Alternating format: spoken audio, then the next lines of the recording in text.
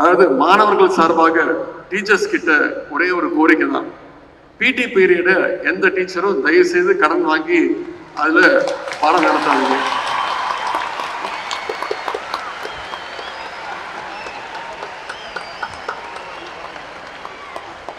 பள்ளி கல்வித்துறை அமைச்சரையும் வச்சுக்கிட்டே தான் இந்த கோரிக்கையை வைக்கிறேன்.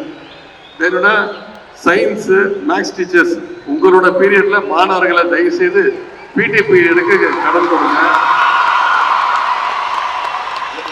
ஏன்னா பிடி பீரியடுங்கிறது ஒவ்வொரு மாணவர்களுடைய உரிமை. அதுல நிச்சயமா நீங்க விளையாட வேண்டும். ஸ்போர்ட்ஸ் பிராக்டிஸ்க்கு நீங்க எடுத்துக்க வேண்டும். இங்க இவ்வளவு மாணவர்கள் மெடல்ஸ் வாங்கி இருக்கிறத பார்க்கும்போதே எனக்கு தெரியுது, இப்பெல்லாம் பிடி பீரியட்ல நீங்க விளையாட அனுமதிக்கிறீங்க அப்படிங்கிறது எங்களால உணர முடியுது, புரிஞ்சுக்க முடியுது. அதற்காக பள்ளி கல்வித்துறை அமைச்சர்களுக்கும் வந்திருக்கக்கூடிய ஆசிரியர்களுக்கும் என்னுடைய நன்றியை நான் தெரிவிச்சுக்கின்றேன்.